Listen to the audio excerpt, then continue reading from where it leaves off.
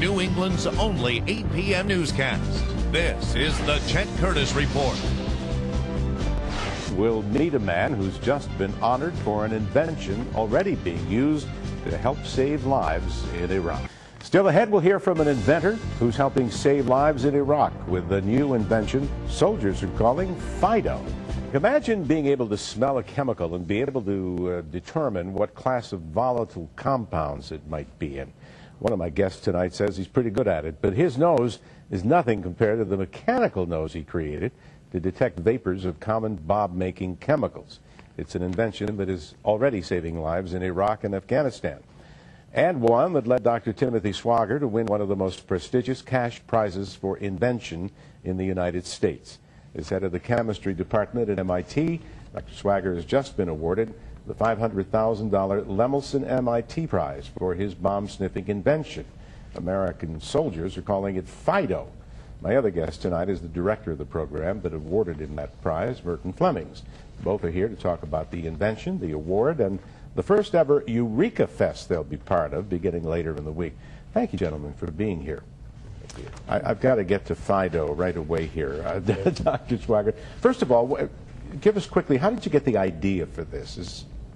Well, actually, I was responding to a solicitation from the federal government to detect landmines, and wrote a proposal and thought that I had a unique way in my laboratory to detect the explosive TNT, which is the component of most landmines. And so we developed polymers or plastics that can detect this and give an amplified response that are very, very sensitive to that explosive.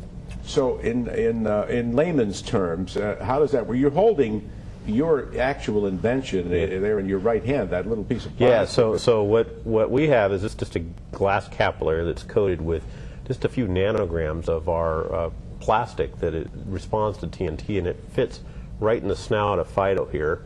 And you suck a little air through it, and it uses light to excite the polymer, and it looks at the light that comes out of the polymer to give us a detection signal. So this is all designed by a company called ICX Pneumatics, but my part is really just the little thing that fits in the front, but it is the enabling part to the device. And this device has already been deployed overseas? And yes, it's being used in Iraq in both a handheld unit, which I have here, which you can use to interrogate somebody directly, or a physical object, could be a door handle or something.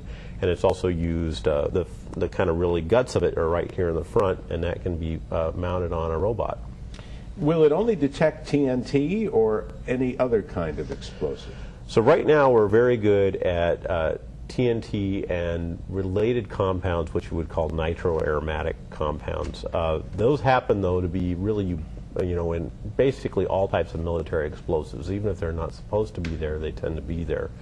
Other explosives that we have other technologies in our laboratory, they're not quite as far along as this for detecting all sorts of other explosives, like plastic explosives. All right, Mr. Fleming, tell us about this this Lemelson MIT award. Well, the Lemelson MIT program has three major components. One is the awards that we give to prestigious inventors like Tim on my right. We also inspire and enable young people to do invention. We do that through some high school invention teams that we support throughout the country. And finally, we encourage sustainable solutions to real-world problems. So we have a number of activities in our program, all of which are pointed toward that end, the prize program being one. And I know you're both excited about Eureka Fest, which is coming up, actually beginning, Wednesday night. So give us some idea about Eureka Fest. Well, Eureka Fest is our multi-day celebration of inventors and of invention.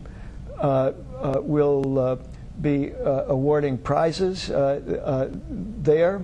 That is, our five major prize winners of this year will give short talks. We'll have 100 high school students doing a design contest, and by the way, we'll have Click and Clack, aka Tom and Ray, two MIT graduates of some radio fame, acting as judges there. we'll have a major address by another MIT graduate, John Underkoffler, who's practicing his inventiveness in Hollywood, working with Steven Spielberg and other movie directors. Yeah. Is this open to the public, Eureka Fest? Much of it is open to the public.